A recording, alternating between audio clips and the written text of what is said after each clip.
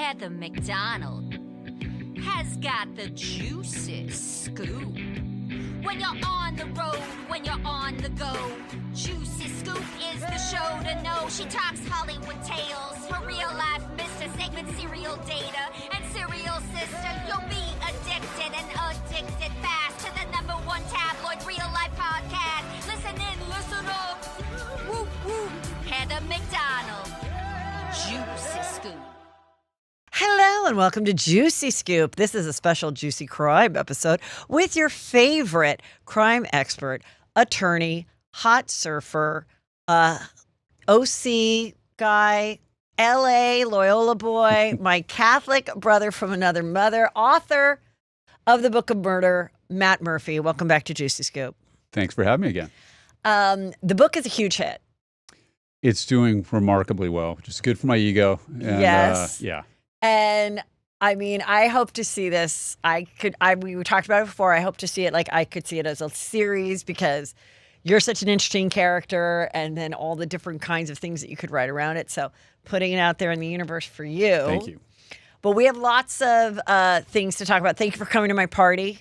It was great. That was actually really fun. Thank you. I appreciate you coming. Sort of middle of the summer. Everybody's got that summer, the summer look going, and it was fabulous. It's fun for me. It's the second time I've ever actually stood on one of those red carpets. Yeah. Right. And then I look, and the guy next to me, I'm like, I know I recognize him from someplace, and it was Dr. Drew. Yeah. I love Dr. Drew.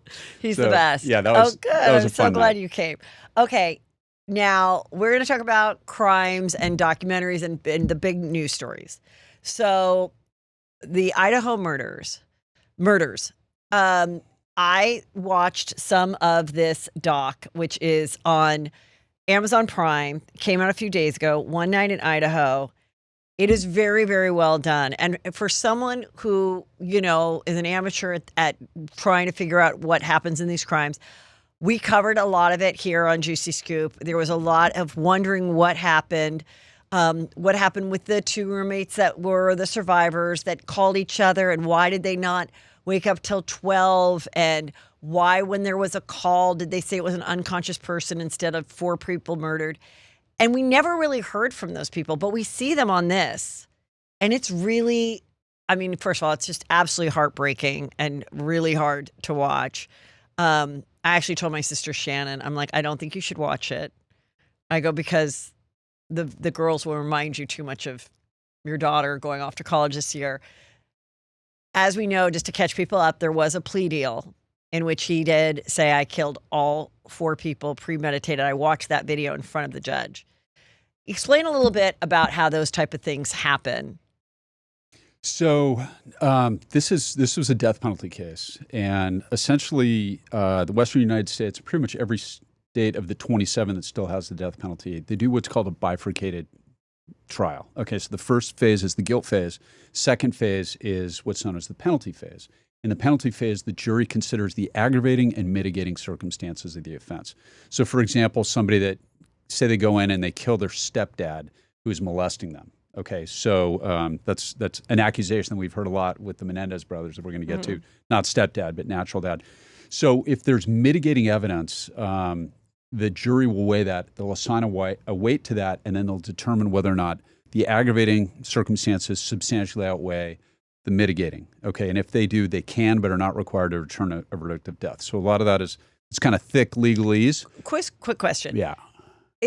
What states is the death penalty in every state? No, Some 27 states still have it, and the federal system, and then we don't have it in California. We have the death penalty on the books in California, but there's a moratorium on it. There's over 700 people on death row. Okay. We'll probably never see another execution in California.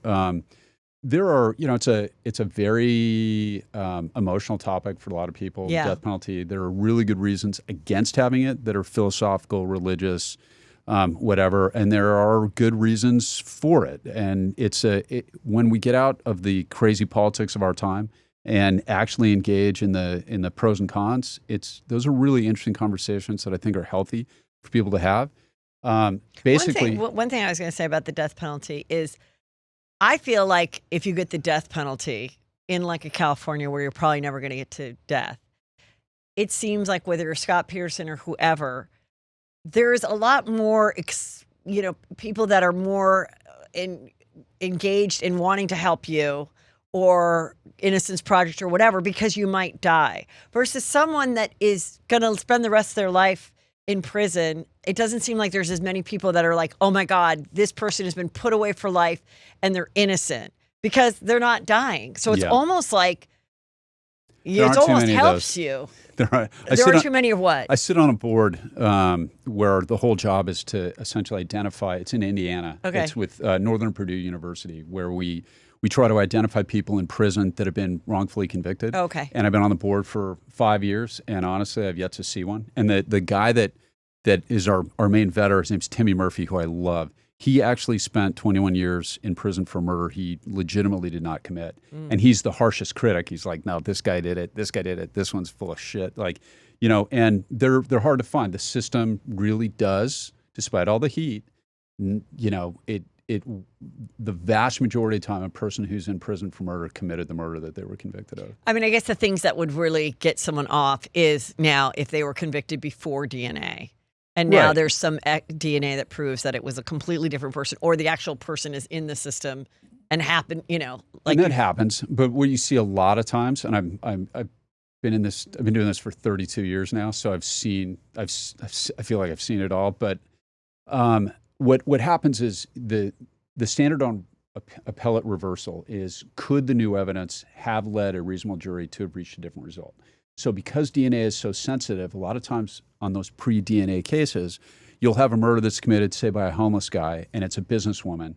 And he'll come in and say, we had consensual sex. That's why my DNA was there, but somebody else came along later and killed her. Then DNA comes along. Sure enough, they find it's called sperm fraction DNA belonging to the defendant. But if she has unknown male DNA under a fingernail, that could be a little boy she patted on the head. The mailman, if she shook hands with him, it could be anybody that's not in the system. That can lead to the reversal of a case. Then they bring it back 25 years later, and the files got lost in the Great Flood of '83, or Aunt Millie, who was in charge of the evidence room, screwed something up, or your main witness is dead, and so they don't pursue it again. That guy gets released, and a lot of times you see people on the Innocence Project coming out going, aha, another innocent man exonerated, and it's not true.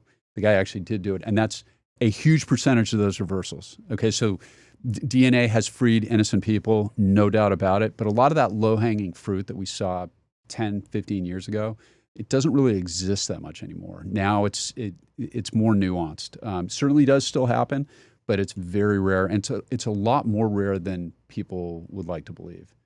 Well, to talk about a little bit about these victims, there's some thought of, did they push to there's many reasons why you'd push to a plea deal, and two of the families are pleased with it.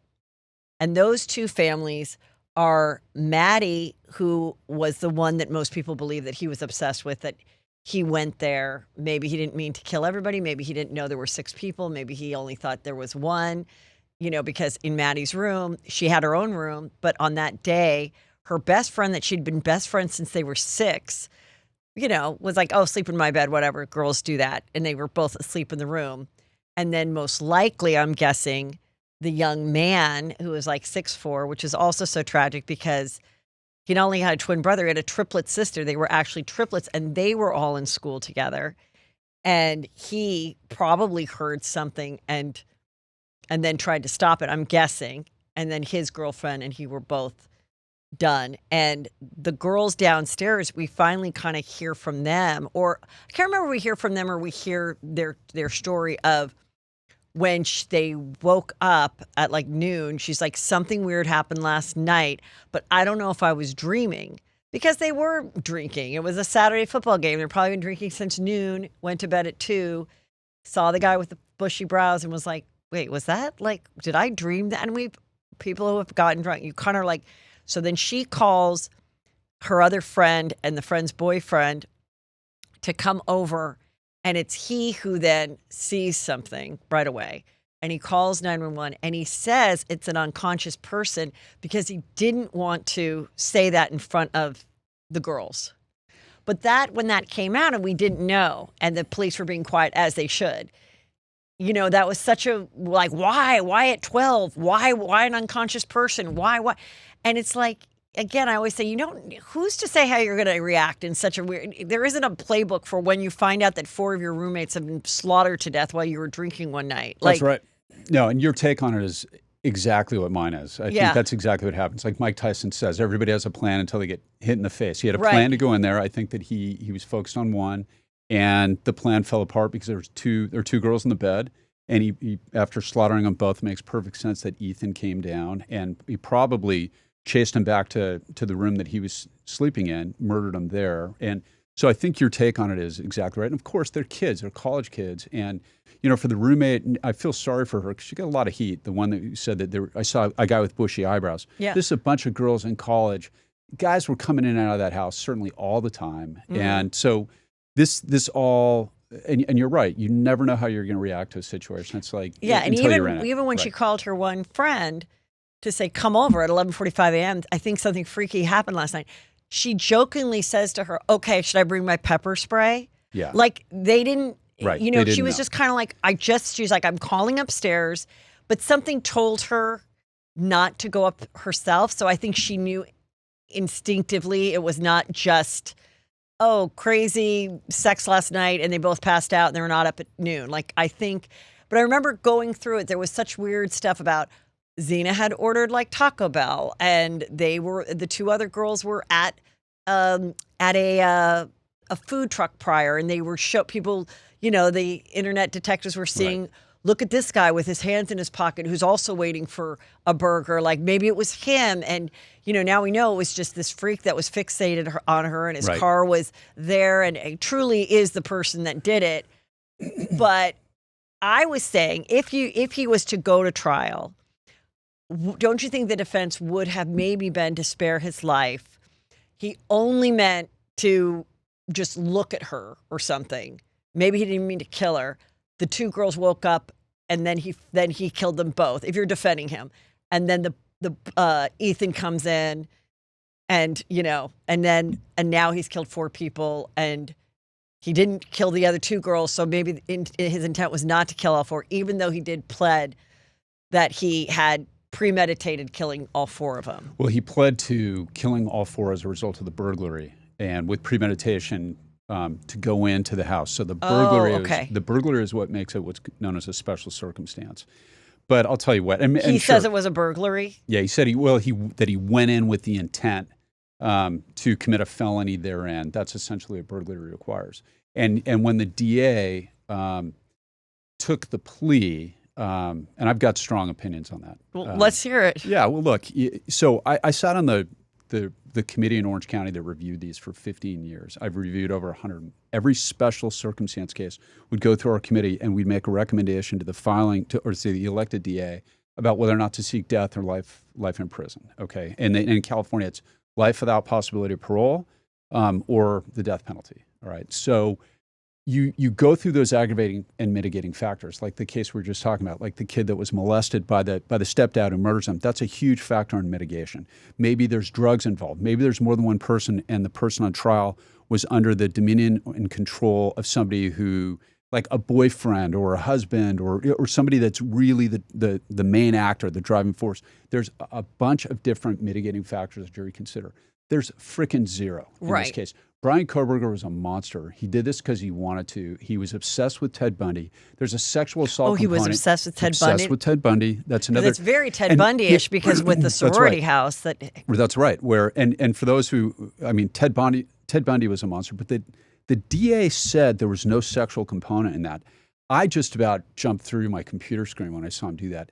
There is a sexual component to almost every single true serial killer type of murder. And when you go into, he was obsessed with at least one, but I think he was following 2 of them on social media. And he goes in there with that knife.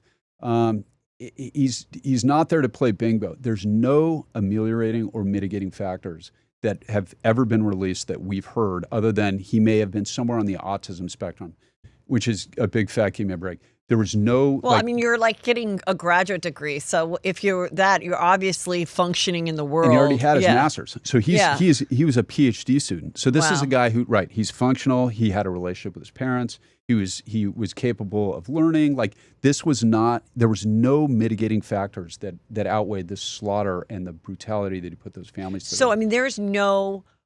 You don't think we're going to find? There was no other person that might, like they kind of did with the Giglio murder, beach murder, like where they're like, oh my God, 4 years ago there was a girl missing. I mean, are we pretty much convinced that this was the first time he killed? It looks like this was his first rodeo. The reason I say that is he made so many mistakes, like leaving the knife sheath, which is like DNA the knife, all over the little leather thing that would cover the knife. Yeah, and this was a Marine Corps K-bar knife, is what it's called. So this is a vicious stabbing instrument. And what the DA revealed in the plea for the first time was that they had an Amazon purchase for a K-bar knife. So that's the exact type of sheath it was that we didn't know about before. So a lot of the sleuthing that you're just talking about is a result of the gag order that the court put on that. Because I think that, and there was the kind of sleuthing that other people did, you mean? Yeah, that you could do. There's a great documentary for those who haven't seen it called "Don't F with Cats." Oh, I did see it. It was great. Awesome. It's awesome. That's online sleuthing gone right. Yeah. This is one where a bunch of online sleuths put it together and accused one of the professors at that college of doing it, who's totally innocent. And that also Maddie. For a while, people were very suspicious of Maddie's ex current boy, kind of back and forth boyfriend. Right.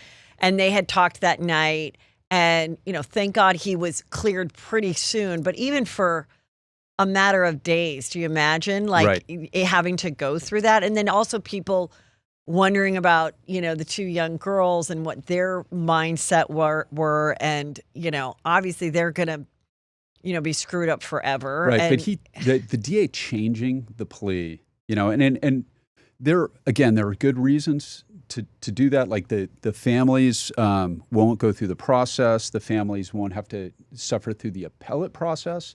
But the way they broke it down in Idaho is that it looks like he's going to get a parole hearing one day. And imagine this guy being out again, because it's 10 plus 10 plus 10 plus 10 for the 4 murders, plus whatever your parole date would be for a 10-year max on a burg. So he's going to do, under current Idaho law, 40 years and a few years before he gets a parole hearing. He's a young man. Like, we want this guy getting out in his 70s? And that's a problem. It's not life without possibility of parole. I got a problem with that. How is it not life without possibility of parole? I thought it was. Because it's a determinate sentence. In California it is. In Idaho it is not, apparently. Now, and I got a problem with the way he handled it. I got a problem with the way that the Gonzalez family wasn't in the loop. If what they said is true, that they learned about this in an email and were given like 48 hours to be at court, in California, that would violate the constitutional rights of those families. And when that guy got up and told us even more information we didn't know, and then started choking up at the end. I don't know if you saw that. Who, the DA? The DA started crying at the end as he's giving Kohberger a break. And Kohberger, again, having done a bunch of these, I tried 8 of these myself. I prosecuted 13 serial killers while I was in the unit for the 17 years I was in homicide. I mean, it's disgusting that there's even 13 on the earth, let alone that you actually prosecuted 13. Oh, yeah. The FBI estimates that at any given time, there are between 25 and 50 active serial killers in the United States at any given time. Okay. And they're out there. These guys they're out there. And have been since ancient Rome and even ancient Greece. It's summer, but let's talk about sweat. And if you're not wearing the right underwear, it gets real uncomfortable real fast. That's why I swear by MeUndies. Their micro-modal fabric is legit magic. Super soft, breathable, and somehow it just stays cool even when it's 90 degrees and your AC is losing the battle. And they've got everything from briefs, boxers, cheeky cuts, bralettes, you name it. Plus, their summer prints are so ridiculously cute and fun. Think tropical vibes, popsicles, even pool floaties. Your underwear drawer deserves a vacation too. I got the cutest bra and undies matching set that are like a light pink with like little cute tiny champagne glasses and bottles all over it. And I love how it looks under a little tank top. Just makes me happy when I put it on. Who doesn't want champagne in the summer? I also love that it's responsibly sourced. They use sustainably sourced materials and work with partners that care for their workers. With more than 30 million pairs sold and 90,000 five-star reviews, MeUndies are an essential summer must-have for every drawer. Right now, as a listener of Juicy Scoop, you can score sizzling summer deals like up to 50% off at MeUndies.com/JuicyScoop. Enter promo code Juicy Scoop. That's MeUndies.com/Juicy Scoop. Promo code Juicy Scoop for up to 50% off. MeUndies, comfort that's made for summer. Thank you to everybody who said, Heather, you looked so snatched in all your photos from your 10-year anniversary Juicy Scoop parties. Well, the secret is HoneyLove. Yes, I was wearing my favorite HoneyLove power short. It comes right underneath my boobs. It sucked in my middle. It lifted my butt, and it was seamless under the dress. And I was so comfortable. I didn't have that feeling where I was just dying to take it off when I got home. You couldn't see it through the dress. I didn't feel like it was suffocating me. I could eat. I could drink. I absolutely love it. And so I want you guys to know that if you are still dealing with underwire pokes or bras that feel like body armor, it is time for a serious upgrade. And HoneyLove makes the best wireless bras that feel like a second skin. They're lightweight, they're breathable, and perfect for those hot summer days. Whether you're rocking a t-shirt, a tank top, a breezy sundress, the bras give you just the right amount of lift without the squeeze, thanks to years of research, development, and testing. Treat yourself to the most comfortable and innovative bras on earth and save 20% off site-wide at honeylove.com/juicy. Use our exclusive link to get 20% off, honeylove.com/juicy. After you purchase, they're going to ask you where you heard about them. Please support Juicy Scoop and tell them I sent you. Experience the new standard in bras with HoneyLove. How many women serial killers have there really been? Are those mostly just like a weird nurse or poisoning people? It's not, I think maybe because just physically they don't have the strength of men. So like, what is a female serial killer like? So that is a really interesting question. There's a woman, of course, famously, Eileen Wuornos in Florida. She was a female serial killer who's killing truck drivers. Oh, that was the movie that Charlize Theron. That's right. That's right. So they do exist. And the FBI definition of serial killer is 2 or more killings committed by the same person at different events. That's a really broad net. Okay, that's very, very wide. That includes gang members that can shoot straight. That includes like mercy killing nurses, like you just raised. So, or my Skylar De Leon case. I think the really interesting ones, like this one, there's an old book. I talk about this in my book called Psychopathia Sexualis, which is written by a guy. He's a contemporary of Freud. He was a German psychiatrist in the late 1800s. And he called them sadistic lust murders. So when you're talking about the Dahmers and the Bundys and the John Wayne Casey's and the Ted Bundy's or my Rodney Alcala case, the Woman of the Hour with Anna Kendrick, those guys are sexual predators, and those are it's a subset of the broad definition of serial killer. But those are really, I have no doubt that Kohberger is one of those. So I was pissed when that DA got up and said there was no sexual component. He can't know that. I think it was inappropriate for him to say that. I've been publicly critical of him on that before. But for there to be such a disconnect with at least 2 of those families should never happen. What's really interesting about that is because I knew that, some of the families weren't okay with it. And then I came across this, which was the mother of the triplets. So the mother of the boy, Ethan. She said, there's no appeal. He will go away. My kids were going to be subpoenaed, and his friends were going to be subpoenaed, and I'm glad that they don't have to go through this. She said we were in contact with the prosecutors throughout it, so they are extremely pleased with this. However, Zena, his girlfriend's parents and family were not happy with it, and they were a couple, and essentially Callie and Maddie were, together, best friends since they were 6, which is kind of heartbreaking that I seem to be at odds maybe with Maddie's parents because they met when they were 6. The families all got along. Yeah, that's the fault of the DA. You wonder if was there any kind of, you lose the most important thing in your life, your child. Was there any moment of like, if she just hadn't lived with Maddie, she wanted to live over here? Like, I don't know. Like, it's just, you don't know what people grasp at in their worst moments. And in the so then last night I looked up in the documentary because I was watching it, but there were so many kids talking and stuff, and I didn't finish it. And they, both the families that are not happy with this plea were no part of the Amazon Prime doc, which kind of makes me wonder how much was like working together, like with the documentarian and the DAs, and not that they did anything sinister, but it just is kind of strange that the people that were happy with the plea are featured, and the people that are not chose not to be featured. So the thing is, if you're going to seek life in prison, make that announcement at the beginning. Don't put the families through over a year of this with all of the motions. Remember that, and the change of venue and everything that everybody went through. And it's not just about the families. They're the most important element. First thing I would always do in our office when we would have a case like this, first thing we do is meet with the families. I'd give them my personal cell number, because you can give them some solace that at least there's people that care about the case.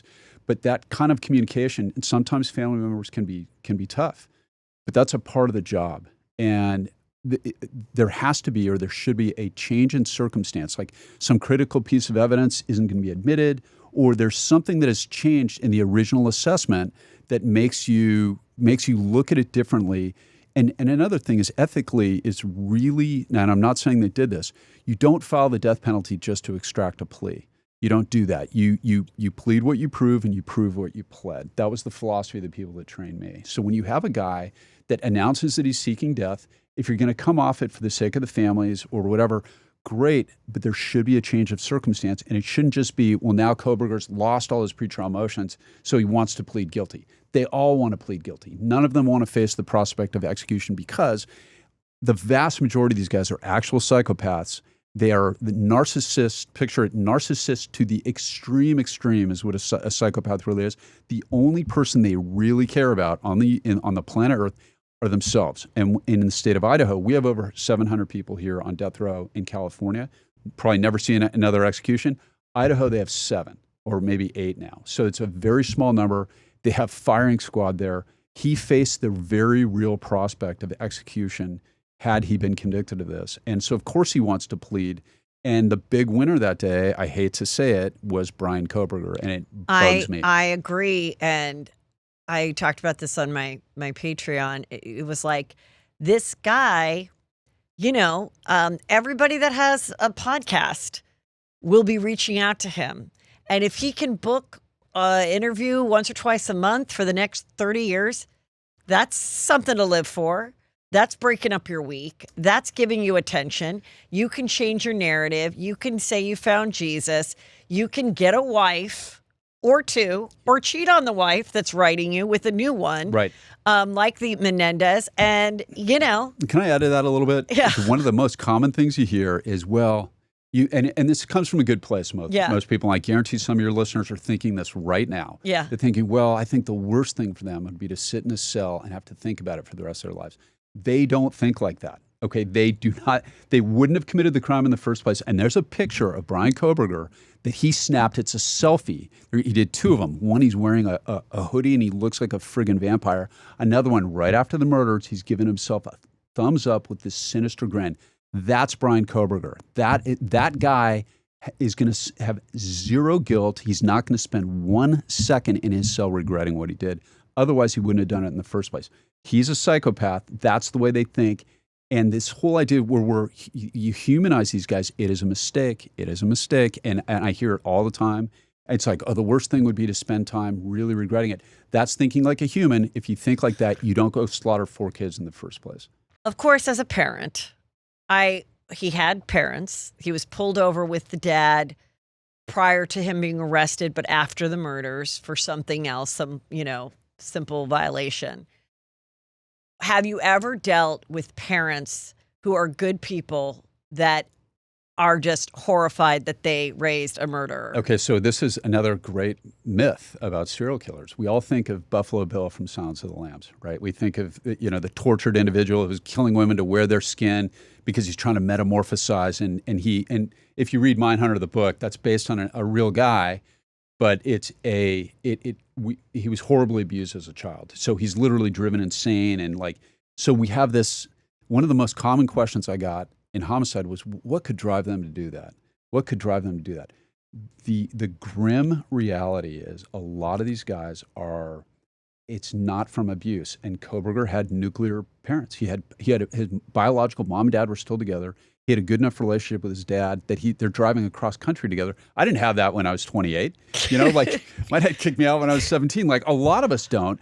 And so he had a good family. And you see that when it comes to serial killers over and over and over again. Rodney Alcala, Mensa level IQ, that's the dating game killer. He had a mother who loved him. He had an aunt in his life who loved him. He had a brother who graduated from West Point, became a hero in Vietnam. Over and over and over again. They are functional. They have high intelligence, a lot of them. They have girlfriends. They have wives. They are employed. They are functional members of society. They're not doing it because they're compelled out of some horrific abuse. They do it because they get off on it, because it turns them on, and because they want to do it. To them, to true serial killers, this kind of stuff is fun. Have you ever talked to parents that are a nuclear family and this happens? Oh, yeah. And do they come closer together as parents, or do they turn and blame each other? Do they visit the kid? Or are they just like, yeah, you should be behind bars. Like, you are beyond repair. You killed multiple people. Like, I don't even... It's important to remember, and another one is Dahmer. There's some great home videos of Dahmer interacting with his father, even though he was kind of villainized in the what was it? Netflix? Series. Yeah, the Netflix series. I think that was kind of it's a trope to try to blame the parents. And at the end of the day, the most common trait that you see in these guys isn't abuse. It's that they were spoiled, that they were indulged as kids. I had another one, Andrew Urdialis. My next book, we just did our proposal for it, and it's going to be focused on serial killers. It was a trial we did for 6 months. This guy he was in the Marine Corps, and he murdered 5 here in Southern California, probably 5 more in the Chicago and Indiana area. All women, but he also did multiple tours overseas as a Marine, so I know he has victims over there in the middle of his killings. And he was very prolific, super brutal. And because of that penalty phase, both the prosecution and the defense, it's almost a race to mitigation. So when you're working on one of these as a prosecutor, hopefully the detectives have brought you in, you have to make all those calls and find out what happened in this person's life, because if there really is abuse, we need to know about it now, because if it's really bad and it's real, and we believe it's real, probably shouldn't seek the death penalty. Like if they were really abused as kids. But over and over again, what you do is when you send really good detectives out there and they interview family members who are like, no, there was no abuse, you see that over and over. Urdialis was one of those. And what happened with him, he had a bunch of kids, blue-collar family in Chicago. His oldest brother tragically was a soldier in Vietnam and lost his life fighting for his country, right? Heroic brother. The mom took that. She was so devastated by it that she spoiled the hell out of Andrew Urdialis. And it was like first in line at the swing sets. He got everything he wanted as a kid. I think Bundy had a very similar background. Alcala definitely had a similar background. And that's something that you don't see enough in the literature, like these kids that are indulged and spoiled, because then they become young men and the world isn't so kind to them, and they are entitled and they take what they want, and then they find that they get off on it. I think that is a component. It's understudied in the literature. I'm hoping to add some chapters in my next book on that, because I think it's a fascinating psychological component of it. Yeah, and also just, we know that he was hunting and seeking them out and looking around the house. And, they were just such joyful people. They were cute. They were all friends. They were having this fun life. They were, close part of the frat sorority world. I'm guessing he didn't have that at any time. And that resentment, too, just to add to the psychopath of it all. Yeah, and whether he was on the spectrum or not, I mean, he's super high functioning if he was. I kind of think it was crap. But, but he also had a drug problem. So he had a lot of What drugs? He was a heroin addict earlier on. Kohberger was, allegedly. Oh, I think I had it. Yeah. So the thing about that is that how much of that social isolation was some poor guy, and I didn't hear anything about him ever being bullied, was shunned, and how much of it was just a product of his own bad decision making, because it really is different. And that's another part of this, that one of the things in the debate, and look, believe it or not, I'm neutral on it. the death penalty for or against. I really think there's good arguments both ways. I really do. But when you hear the whole deterrence argument, that's a straw dog argument. Like there's no other crime, whether it's burglary or robbery, you never hear that. It's like, well, how do we know that by giving this robber 8 years in prison, it deters other people? Like you don't hear that anywhere. The death penalty is sought, in my experience, on a case-by-case basis for individual justice for that case. And you talk about this, you look at those faces, these were innocent kids. They're all beautiful. They're all at the very beginning of their lives. They're going to have wonderful lives. They're going to have families of their own.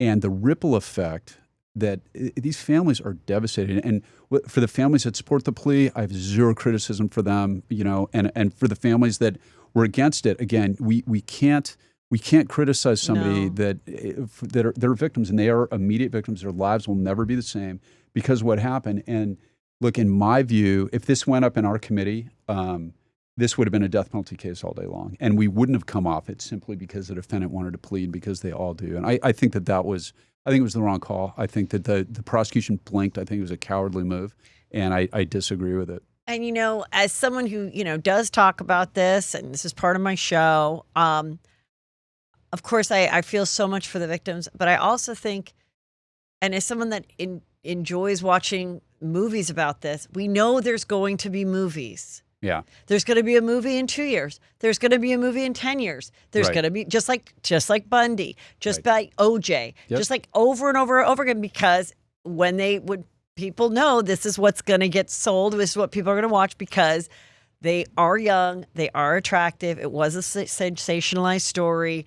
And then sadly, of course, the victims' families don't have to watch it, but just to see it, to start getting the calls, like 5 years from now, they're going to be like, okay, I now have a grandchild and things are moving on. And then it's going to be like Netflix announces the da-da-da-da. And I just am like, ugh. Yeah. People don't think about that too, that it's never, when it's a sensationalized case, it's never truly over. Well, I've had to think about this one in the true crime world, know, and I think that when it comes to public education, I think it's a really good thing. Yeah. I think that when it comes to another good part about this plea, which I do kind of like, is all those online sleuths, and most of the time, like I'm all for the engagement, right? Like for people to learn about it. But there were some crazy conspiracy theories, and the Kohberger, they had some name that they started calling themselves, and it was like I can't remember exactly what it was. You mean they thought he was innocent or something? Oh. Yeah. So it's like, hey, he came into court and pled guilty.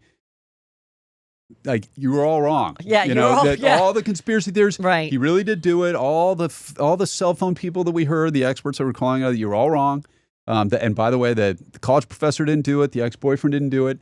The police were right. This was a really good investigation. The evidence was overwhelming. It was always overwhelming. And he would have gone down, especially in a death-qualified jury in Idaho. And I think he would have been sentenced to death. Look, it is the highest level of appellate scrutiny, as it should be, especially in a state that might actually execute, but it should be. Death penalty is something that's very somber. It's very serious. But this is one that just, in my view, my opinion, screamed out for it. Well, we pray for their families. Yeah. Let's talk about something we all deal with, bad hair days. But what if those days could become a thing of the past? With iRestore Elite, you can say goodbye to thinning hair and say hello to fuller, healthier locks. The Revive Plus Max Growth Kit is like a full-on hair care squad that works from root to tip. It includes the advanced hair growth formula, the thickening shampoo, thickening conditioner, and growth activator serum. Everything you need for healthier, fuller hair. When you combine all of these with your iRestore Elite, you are setting yourself up for serious hair growth results. And trust me, your hair will thank you. Give yourself the gift of hair confidence this year. For a limited time only, our Juicy Scoop listeners are getting a huge discount on the iRestore Elite when you use code Juicy Scoop at iRestore.com. Head over to iRestore.com and use code Juicy Scoop for our show's exclusive discounts on the iRestore Elite. Please support our show and tell them we sent you. Hair loss is frustrating. You don't have to fight it alone thanks to iRestore. Have you ever used a website platform and given up because you couldn't get the site to look how you wanted? Well, I certainly have. And some platforms have very strict templates where you can't break the mold, quite literally. Well, Wix.com gives you the freedom to build exactly the site you want for any business idea. Wix puts incredible website creation at your fingertips with their AI site builder. You answer a few questions and get a personalized business-ready site fast. With the Wix.com interface, it's super easy and fun. It's all drag and drop. There's an amazing AI image studio and tons of amazing design effects. Wix has been pioneering in website tech for almost 20 years. These guys seriously understand web design and what it takes to run your own business. Ready to create your own website? Go to Wix.com. That's Wix.com, Wix.com to start building your website today. Thanks to Wix for sponsoring our show, Juicy Scoop. Okay, now this was, I did not even know about this till this weekend, but there is a case. His name is Raul Valley, and the way I understand it is there were two private schools. One, I think, was Catholic. Maybe the other one was just non-denominational. But so these kids come from means because it's like $19,000 a year. The other ones was $22,000 a year or something. And the boys were like fighting. Do you know much about this case? Why don't you explain? You could probably explain it better than I. Okay. But it got a lot of press because the verdict just came out. So, yeah, and I don't pretend to be an expert on all the details of this, but essentially what happened was it was end of the year, high school parties, and these guys go to this kid here on the screen. He's 20 now. He goes with a bunch of buddies to one party, and they get in a big fight. Then they go to the party of essentially their rival school, and there's a second big fight. And this guy pulls a knife out and stabs 4 of the kids that are involved in the fight, stabbing one in the heart, killing him. And he was a lacrosse player. Again, these are horrible. And I've prosecuted these myself in Orange County. Young guys, a lot of ego, a little bit of booze. They start fighting, and somebody pulls out a knife. And it's physiologically, it's a really tragic part of the human body. Okay, the majority of people are right-handed. Okay, and we are almost completely symmetrical until you get in the inside. And I saw a bunch of these autopsies with young men who've been killed with knives. Almost all of our really important blood vessels in our heart come out on the left side. So when you're talking about a right-handed person and they're swinging at shoulder level, if you get it between the ribs, it's very common. That's so interesting. And that's what happened here. So this kid got stabbed, and I've prosecuted these as murder cases. Melee, brawl, some guy pulls out a knife, stabs another kid, and that kid will die. And you get the heart or any of those really critical blood vessels coming out of the left side of the heart. It's usually over within a couple of minutes, and it is brutal. And so, yeah. So, I mean, I saw some of his testimony. He did take the stand, which we always talk about, do you put your defendant on the stand? And so often it seems like they don't. Obviously, it worked in his favor. Yep. He was, from what I can tell, extremely remorseful, crying, saying, they were all attacking me and I had the knife and I was just inadvertently going like this to just get them away. Now, the prosecutor had his former friend say, like the other people involved were all exonerated and they were witnesses for the prosecution, but it was more like he went back to the car and got the knife, which then would say it's not like it was on you from cutting open a box at the UPS store earlier, That does make you sound like it was a little bit like you went to the fight with a knife. Whether you left and got another, you did go with the knife. Okay, so for your viewers, you went to Louisville. Yes. I went to Loyola. My Christmas dance date and my senior prom date both went to Louisville. Congrats. Yeah, thank you. So look, we did the prep school, high school circuit thing. I got in fights when I was in high school, like this. You don't hear about fights as much, though. I have to say, knock on wood, like both my sons. There were maybe fights that happened at the boys' school that my son went to. He was never involved in one. It doesn't seem like it happens as much.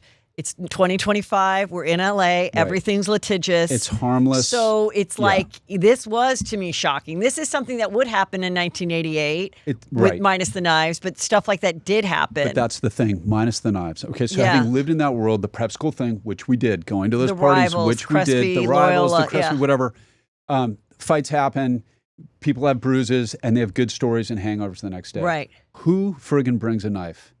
Who brings a knife? And when you pull a knife out, and look, I'm reticent ever to criticize a jury's decision. And of course, as an attorney, I accept the jury's decision. This kid is presumed innocent. He was acquitted of the murder. He was acquitted of the manslaughter. That's the way our system works. You know, I accept that completely.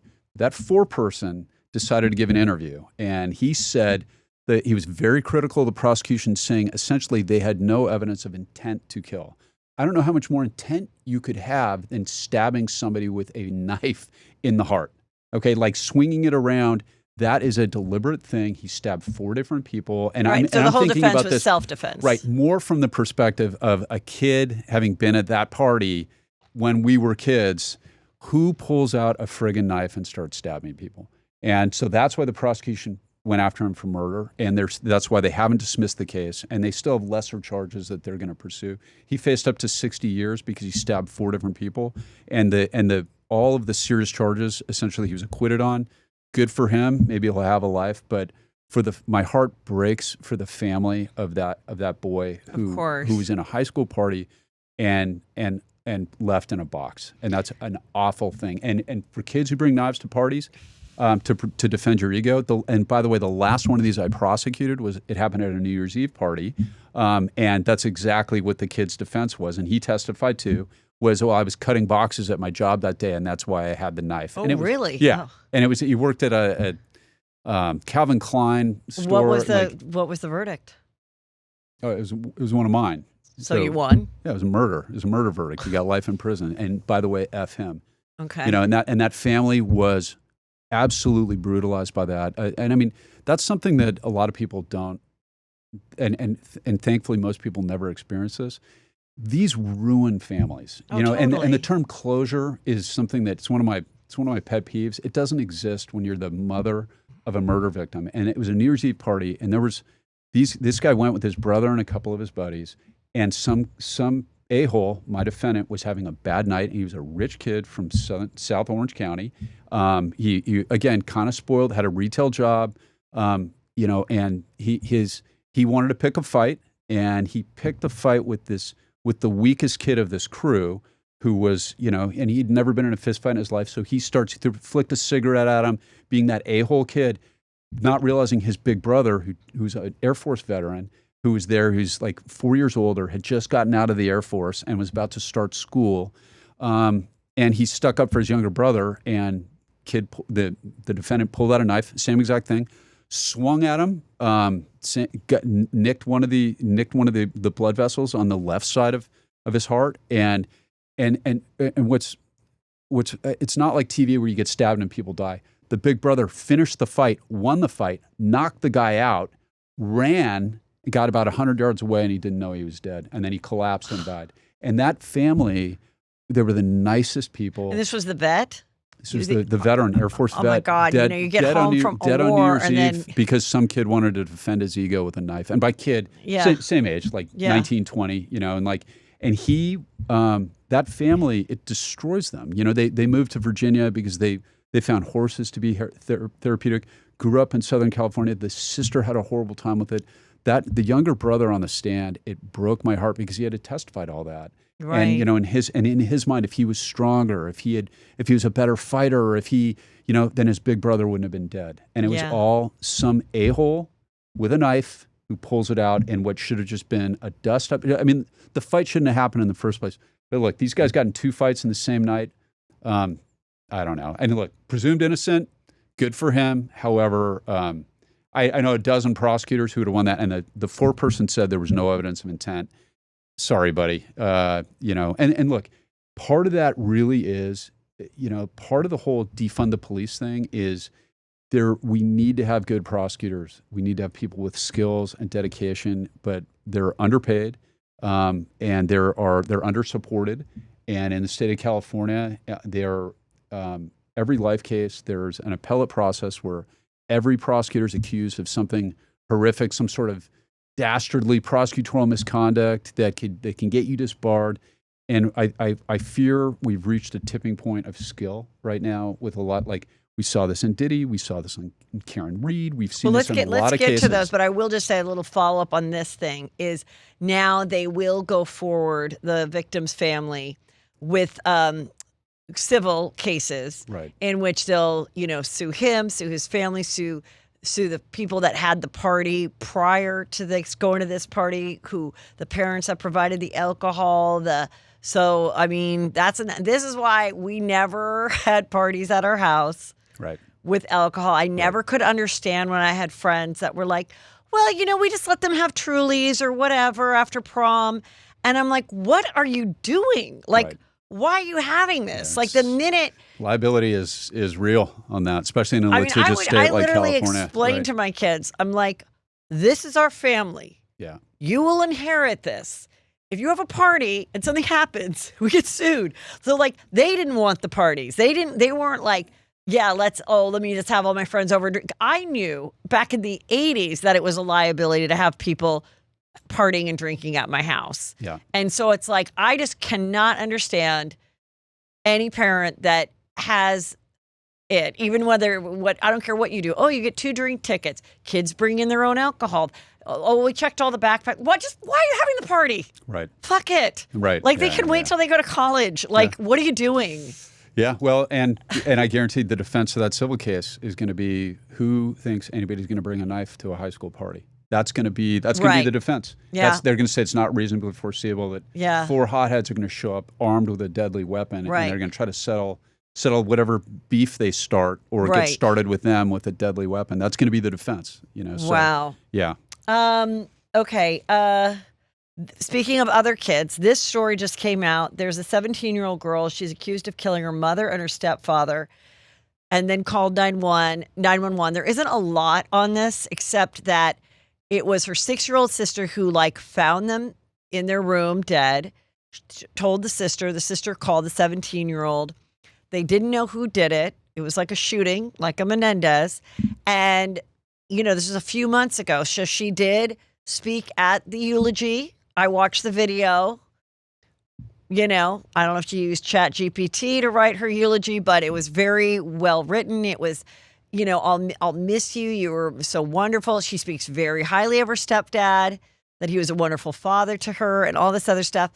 And then just a couple days ago, she turned herself in. Apparently her biological dad, I guess, brought her. She turned herself in, responsible for the death of both of these people. But they said they're still looking at other family members and other people, as many as 4 people that also might be arrested.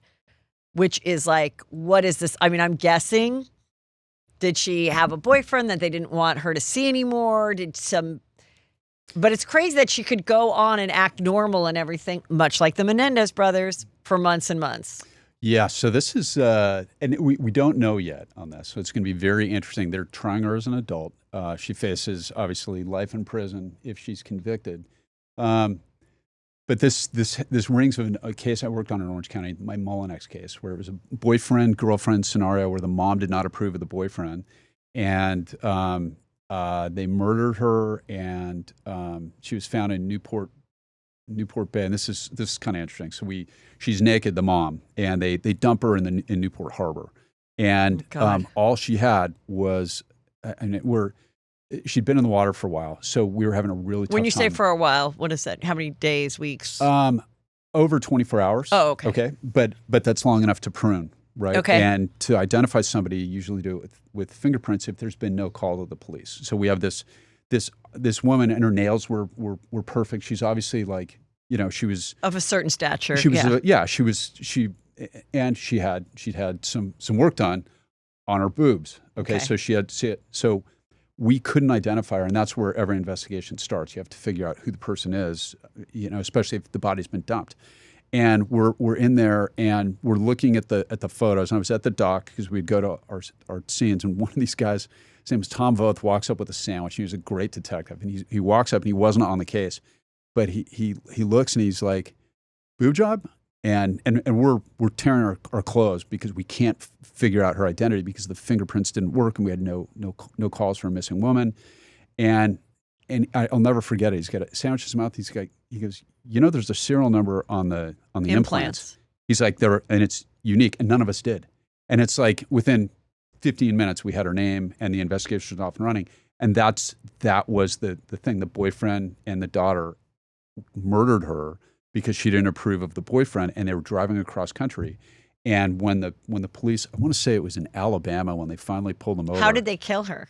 They stabbed her, and yeah, and like stabbed her in the home and then wrapped her up and threw her in the. Yeah, threw her in the bay. Yep. And what was the final result? Did the girl try to say, I didn't want it and it was all my boyfriend's fault? Yes, she did, and said she'd been kidnapped by her boyfriend. And one of the key pieces of evidence in that is she packed her vibrator when they left. And it's like maybe the first kidnapping victim ever. Hey, wait a second, I want to bring this. So, and when the state trooper in, I think it was Alabama, pulled them over. It's been a while since I looked at this one, but you could hear her in the car on the dash cam telling the boyfriend, shoot him, to the boyfriend. And then it was like, oh, no. She was saying that to the trooper to shoot the boyfriend, which of course is nonsense. And then turns out she was completely in on it. She was convicted and sentenced to life in prison. And so was he, obviously. And so was the boyfriend, right. Wow. Yeah. So I don't know. I'm really interested in the facts on this one. I think the defense, we can anticipate, they're going to blame the stepdad, and maybe it's true or not. I think that they're going to have problems with that eulogy because if they say that he was molesting her, it's going to be tough for them to come in and say that the eulogy. Well, the Menendez Brothers did a eulogies too, and said what wonderful things about them and how great, and playing tennis and being a businessman. Yeah. Speaking of which, what are your thoughts on, since we're talking about young girls who killed their moms, who's got their boyfriend to do it? How do you feel about Gypsy Rose and where she is today? That's a tough one, right? Gypsy Rose Blanchard. So here's the thing.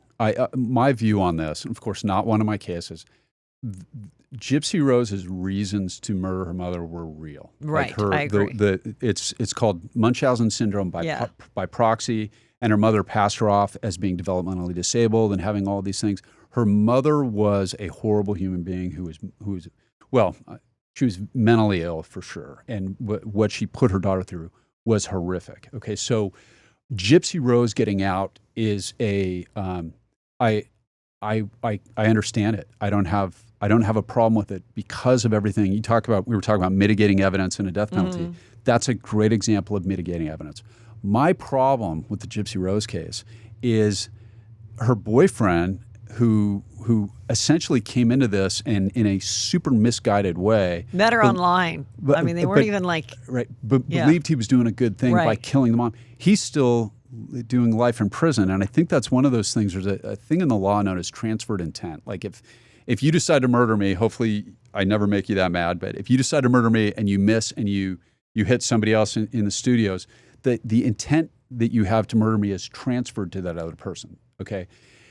I think that you almost have to do the same thing in reverse when you have something like this. If her intent in murdering her mother is ameliorated and it's mitigated, and the slayer here that she got to do it, believed all that, and it was true, like she really was horribly abused by her mother, I think that he needs to get the benefit of that. That's my view. Well, it's so interesting because she has her own reality show, and I watched a little of it because my friend was like, I'm fascinated. And, it is kind of strange. She got a husband. She decided all of a sudden when all the press ended and she was just filming her reality show in their boring Louisiana town, she was like, I don't want this. She gets rid of that husband, who looks just like her mother, by the way. Then she goes back to another boyfriend that she had that the viewers all felt were gay. Has his baby. Now she's divorcing him. And allegedly there's letters where she's writing him saying, I know you're gay and da-da-da-da. And that while she was in prison, she was one of those women, allegedly, who would, get a lot of men to put money on the books and all that kind of stuff and kind of manipulate this. But I don't, again, you're in prison. What are you going to do? You're a famous person. You're having guys write you. But That's one of the few cases that you'll ever hear me say, I kind of feel sorry for the killer. Yeah. On that one. Like the guy that's his appeals have been, I think up to this point they've all been rejected. And technically legally for very good reasons. It was a first degree murder all the way. And if you were that manipulated, that easy to do it, who's to say who you're going to get wrapped up with 5 years from now when you're out? Obviously your judgment is horrible. Well, remember that case in Sorry, no, go ahead. That case in Texas where it was the same thing. She got the special forces soldier who'd been deployed a million times, got blown up, had brain damage we covered in Texas. That one, yeah, and he went and committed the murder of her husband. It wasn't real. She'd manipulated him to do it.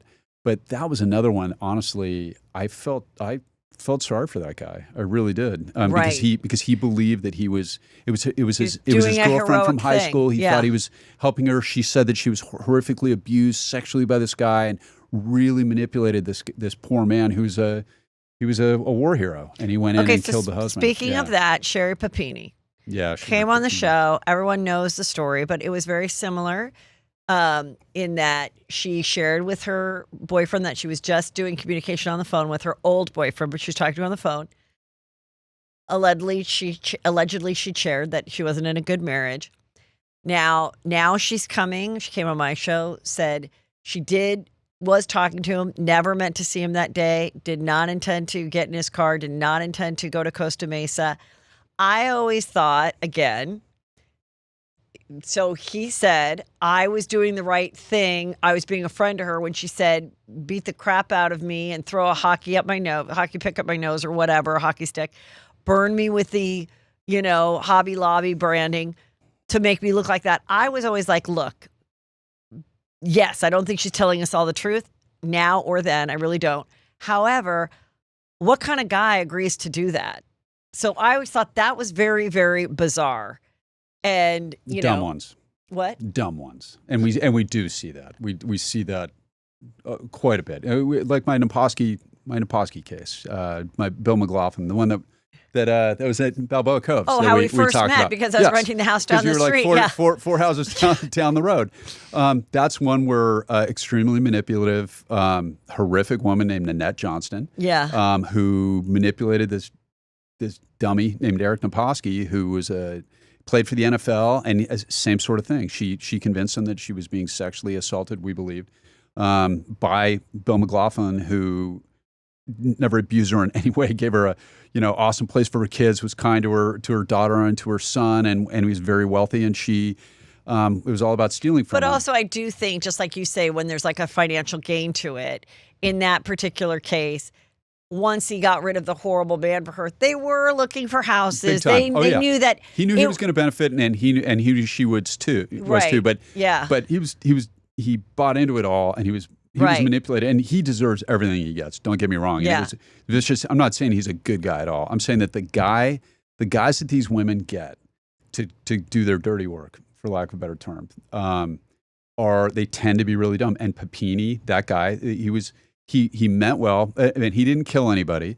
But, my problem, and Sherri Papini is not a one-off. There are women, this is a thing, where they will stage kidnappings. There's another one in Georgia, very famously. And the problem... Oh, was that the girl that said, I saw a baby on the side of the road? Yes, oh, that one.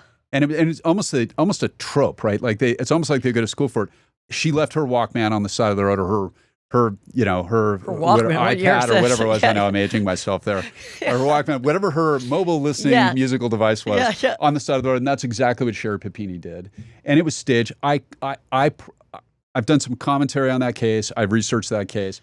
And it's a great get. I'm glad she came on the show. Well, However, she's full of shit if she says that the guy just happened to be there. He lived in Huntington Beach. They were in Northern California. Absolutely. I got to confess, I didn't watch that episode yet. If you've aired it. No, I did air it. I feel like, in talking about it, if she really wanted to tell the truth, I think I would forgive her and I would believe it. Right. If she said this. I was talking to this guy because I was in a shitty marriage and I liked the attention. It was an extracurricular thing that I could look forward to. And, and then it was like, okay, let's meet, let's whatever. And how would my husband that doesn't treat me well, that is not into me, how would he react if I went missing? Then he would love me. Then he would care for me. I think if the intent was to go away for a couple days and then it got out of hand and went to 22 days, I think the intent was not to be famous. I think the intent was to try to make her husband realize that she is so valuable and like have this like moment. And I think the whole plan went awry when she saw how much publicity she was getting. And either that he then got weird, realizing you've now put me in a place where I could be a kidnapper. So now you're not going to leave. But I still don't feel, even though she sat right across from me, I don't feel like she was telling me all the truth. Right. And I'm bummed that I didn't ask her about the haircut. Well, if you ever get her back on, let me know, and I'll put together some cross-examination questions for you that I would love to ask her. Because I want to ask her about so her hair, which was like my length, was then chopped. Mm-hmm. And I always thought that was weird when she said I was kidnapped by two Mexican women. So I'm like, if they were looking because they thought you were 15 and they wanted to traffic you, why would they cut like your valuable hair? But then when we find out later, well, she said he was into S&M and that's why she was beaten and all his creepy stuff. I'm like, who cut your hair though? Like, that's not part of S&M. And then someone was like, Heather, it was like a cute bob. It wasn't like, it was self-cut, but it wasn't like she shaved her head or chopped it like a Barbie doll. So I don't know. The California jury instruction that every juror gets, which is from 500 years of common law experience, and that is if somebody tells you one lie, you as a jury, you're entitled to believe anything you want that they say after that, and you're also entitled to disregard literally every single other word out of their mouth. Sherri Papini is one of those. I think Lyle and Eric Menendez are another example of that. Liars who lie. My problem with the Papinis of the world is, number one, they suck up. Our friend Dr. Drew would say it is the ultimate display of narcissism for them to do that. But what they do is they suck up incredibly scarce, valuable resources when there are real victims out there, and they have police. Those are all hands on deck. Kidnapping things, I've worked those before.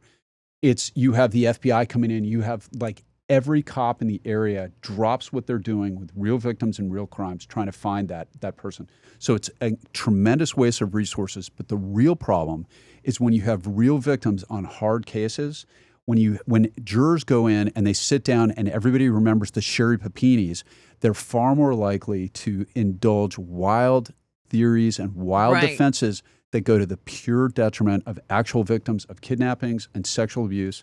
Like the couple who really was, where the girl really was kidnapped. Yes, that's right. That's right. Also, same area, doc. Like Central California, and that's the effect of that woman's narcissism and her husband seemed like everything he was doing was appropriate. Like he was doing public pleas, trying to get her home. It seemed like he really did love her. Now she kind of says that, he came in and he was mic'd the minute he saw her, and I don't know, and I don't care. Like it was hard though. It was interesting when she was talking to me, because she was a guest, I wanted to get as much out. You want to be polite. But then when I listened back before publishing it, it's when someone's looking at you, in the eye, it's like she lied to my face.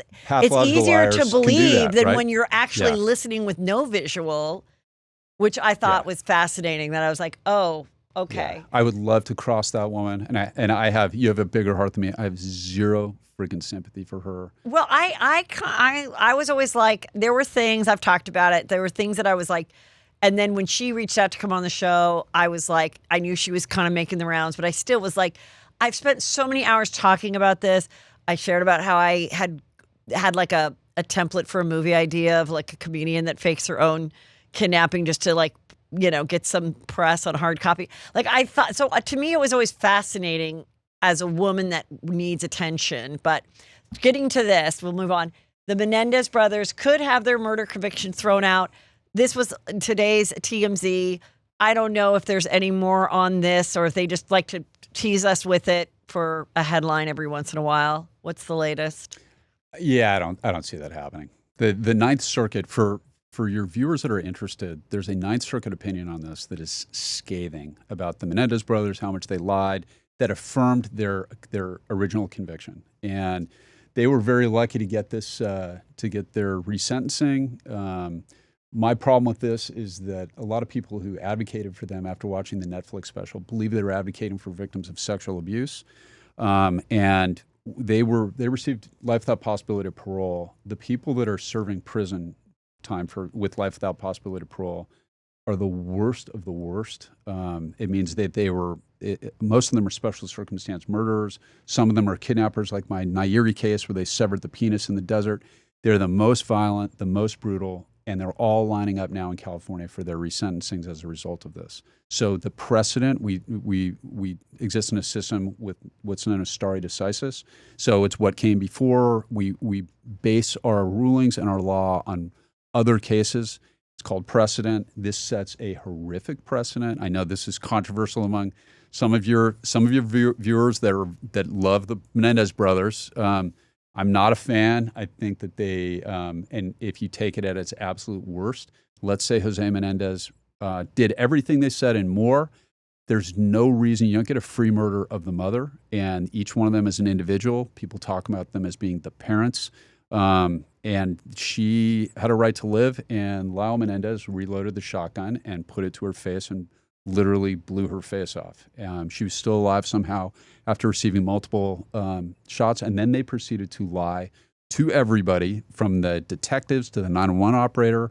And the only reason Lyle didn't testify in the second trial was because he was caught on a hot mic with a court groupie. Everybody forgets this, where he was bragging about how well he lied during the first trial. So again, like Papini, when you got people that lie again, get caught in lies, they lied about the shotguns. There's the prosecutor, one of the two in the original trial, was a guy named Lester Kuriyama, and it was something that they trained us in the DA's office, because he caught Eric in the lies about the shotguns and obtaining the shotguns. It's called putting the witness in a box, and these guys lied over and over and over again. They had cell phones in their possession in the months leading up to it. I know Mark Garagos I like Mark. We get along great. We've done a bunch of panels together. We had cases together back in the day. Mark, I think, is a fine defense attorney, but he's doing a job, and they good for these guys. They did 35 years. I do think if they got out, I definitely don't think they'd be a danger to society. I agree. But I understand how the law works. Yeah. Karen Reed, she got a book deal. Now, we know a book deal comes. We know a TV show and all these other things will probably come as well, either with her being a part of it or someone just writing from afar. Along with unpopular opinions, I'm going to let you share yours now. Well, what did you think of the whole thing? Okay, so number one, I got to preface it. She was presumed innocent. That's the way our system works. She was acquitted. Good for her. Okay. What breaks my heart about this case is that the man that died here, everybody forgets, he adopted his sister's two kids. So his sister's kids, his sister and her husband, were killed in a tragic car accident. This is a good guy. No, they didn't die in a car accident. Didn't they die in a car accident? No, the sister died first, and then months later, the husband died of the sister was sick, and then months later, the husband died of a heart attack. Okay, I stand corrected. corrected. And then he was raising the kids. He adopted the kids. Right, and I think he was great. That still doesn't mean that if she didn't do it. No, of course. What did you think of all? I mean, I can see why they ran with thinking that she hit him with the car for a number of reasons, including her saying it on the scene. Because she hit him with the car also? Well, what about the woman that said he was not hit with a car emphatically? Yeah. I thought that was a pretty great moment. Again, she's presumed innocent. I know Alan Jackson, the defense lawyer. He's a buddy of mine. And we came up, I was in Orange County. He came up in the ranks. He is an immensely talented trial lawyer. He's a good dude. He is... He's the real deal. And I think that the prosecution from the very beginning, they overfiled the case originally. They went for a first-degree murder because of all the acrimony and the problems in their relationship and the 53 voicemails, where she kept saying, and I don't think I'll ever hear the term again, and I can swear on your show, right? Motherfucker. That's worth a listen just for, she clearly believed that he was alive afterwards because she kept leaving these voicemails. The only thing I was going to say, because that's the way I think about things. So I do think when she left, she thought he was in the party. Okay. This is one theory. And then she left all those messages. Again, just like the young girls at the Idaho house, when you've had lots of drinks, and then when she woke up then at 4:45 a.m. and he wasn't there. I thought I left my fucker boyfriend who's a swinger or whatever at the house and he wasn't there at 4:45, I would still be like, okay, like we're done. I wouldn't immediately panic and think something must have happened at that house. I better call my friends to come pick me up and take him. But I think she panicked because I think there was one moment, if just Karen Colt, just give me a minute. If there might have been 1 minute in the back of her mind as she was leaving angrily that he might have gotten in a fight in the house. He might have walked out and just at that moment was like, wait. And then she inadvertently felt like she hit something, didn't stop or think and was like, fuck it, so drunk, drove home, yelled all the messages, went to bed, woke up, and then a few hours later, still drunk a little bit, but remembering, I think something bad happened. Because otherwise, you would just be like, and on top of it, you never came home? Like you wouldn't, what would make you think that something bad happened at a house party besides you having sex with a girl that isn't you? Right. That's the only thing. And I also think it's interesting that all the people that they do think is responsible for it, the McCabe girl and the Alberts, that they did interviews after. I'm kind of like, if I knew I was seen as somewhat of a suspect after I gave testimony and the whole world thinks that my family is in this conspiracy, I wouldn't be doing interviews, but who knows? Or you might be because that Turtle Boy guy had people picketing in front of your house and you've been accused of a murder you didn't commit and you'd want to set the record straight. Maybe, and by the way, you got a bunch of cops inside a house and they murder somebody inside and their grand plan to get rid of the body is to dump them in the snow in the driveway. I mean, that's absurd. Okay, the other thing I'm thinking, which we'll never know, the only person that knows what happens is the dog, okay? Right. Dogs... Once AI can figure out what a dog is thinking, think how many crimes we'll solve, okay? Right. From OJ to whatever. But the other thing I was thinking is, if you want to say that somehow, yes, he was beaten up, but yes, a car hit him without intent, like just being drunk and hitting. Right. I always wondered if they got in a physical fight, the dog scratched him, they got in a physical fight, but he left with his 2 feet walking out. Something happens, he either collapsed or the car hit him. And he's on the ground. Then the Higgins guy leaves and is like, holy shit. What the fuck just, like he left, he was fine. Like, yeah, I hit him, but like, and that's when he starts calling Albert and that's when they stay in the house when the cops come. Because they didn't know that they killed him, but something happened between him getting hit in the house and him walking out of the house. I don't think he died in the house and they lifted him up and placed him there. I don't. This was a botched investigation and it was a botched prosecution from the very beginning. Right. And against an immensely talented defense lawyer who outgunned the prosecution from the word go in both trials. And that's, and I think that accident that you were talking about is the last time I was on the show and I got tons of heat from your juicy viewers. Okay. So we will again. I've done a million of these. Yeah. Okay. This is so average. It's been all the drunken accident that kills somebody are a dime a dozen everywhere. And she was on video at the falls. She had a million friggin' drinks. She had a very high blood alcohol level. When in the data recorder on the car, she had a 74% acceleration rate going backwards, which is punching it. You put all those pieces together, but they overfiled it as a first-degree murder, which clearly never was. Right. So the question in cases like that is this a gross vehicular manslaughter, which is an accident, or is it an implied malice murder, which is also an accident? So they misfiled it. They misprosecuted it. So do you think if at the time she's freaking out, I can't believe I hit him, blah blah blah blah blah, and then they were like, we're arresting you for manslaughter. And then she gets an attorney to defend her on manslaughter, not first degree murder. What, in your opinion, say that was the case because she's drunk and she doesn't remember and she believes it. It's what she thought when she woke up at 4:45 a.m. What would you think the result would have been? Like 3 years in prison? First of all, we never hear about this case. This happens every weekend somewhere in the United States where somebody what drunk do you think she would have gotten hits some kid on a bike on an accident. These are accidental deaths. Okay. Yeah. And look, she was acquitted of even that. So I got to say, yeah, she's presumed innocent. She's innocent she under only the law. got the DUI. I'm an attorney.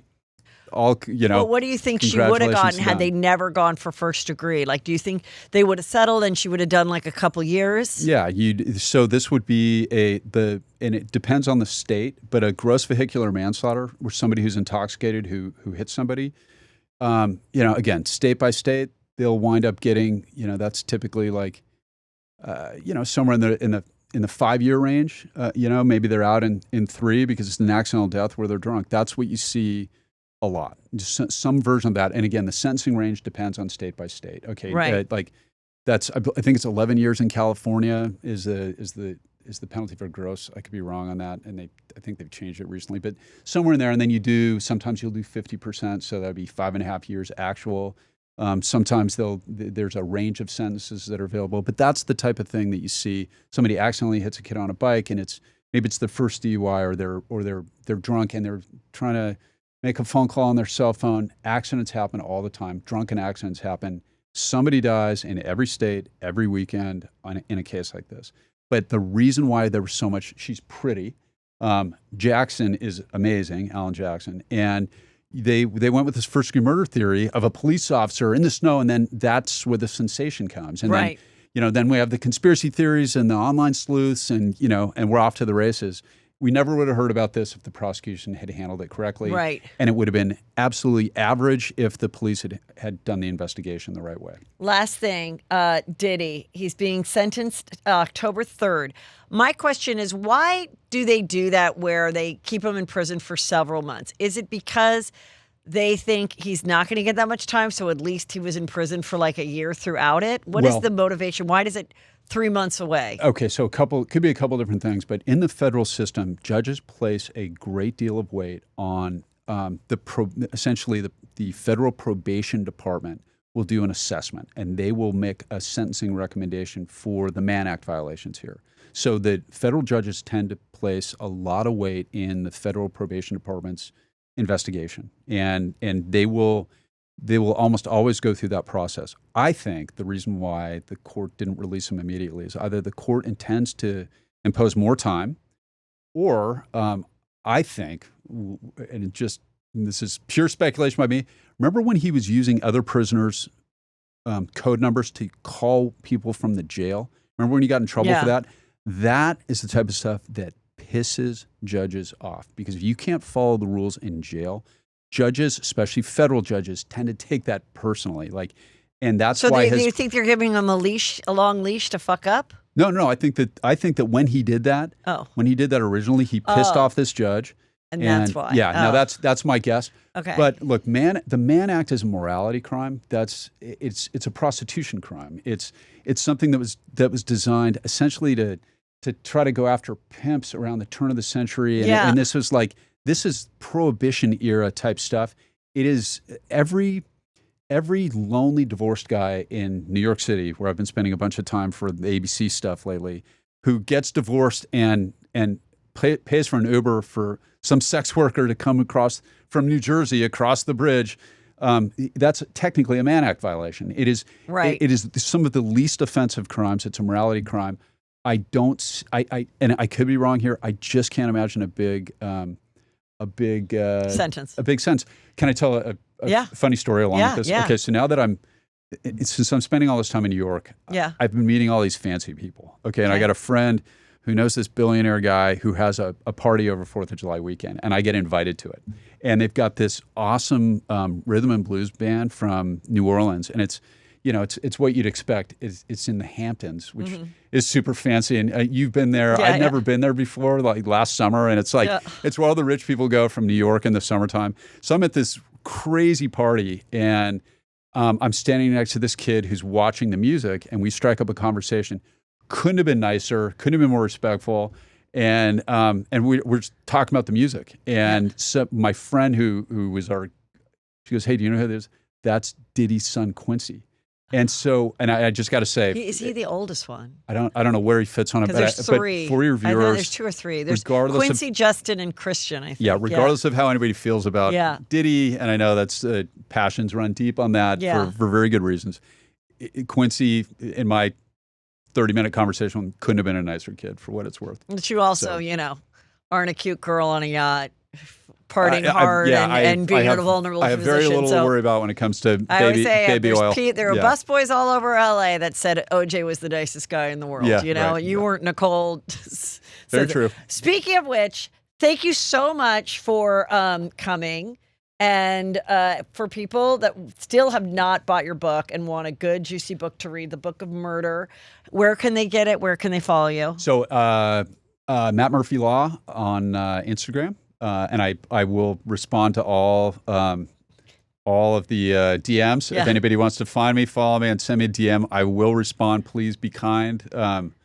Last time I just got ripped on the comments for my thoughts on Karen Reed before she was acquitted. Please don't hold mean comments against me. I don't control what people write. My guess. Right. A lot of passion out there. It's available everywhere. It's Disney Books, it's Hyperion Publishing, but Amazon. It's also the Audible. And this is again really good for me. People love an Audible for a long trip. I read it myself. It's 4.9 stars still. And Disney's happy. It's sold a bunch. I just submitted the proposal for my next book on serial killers.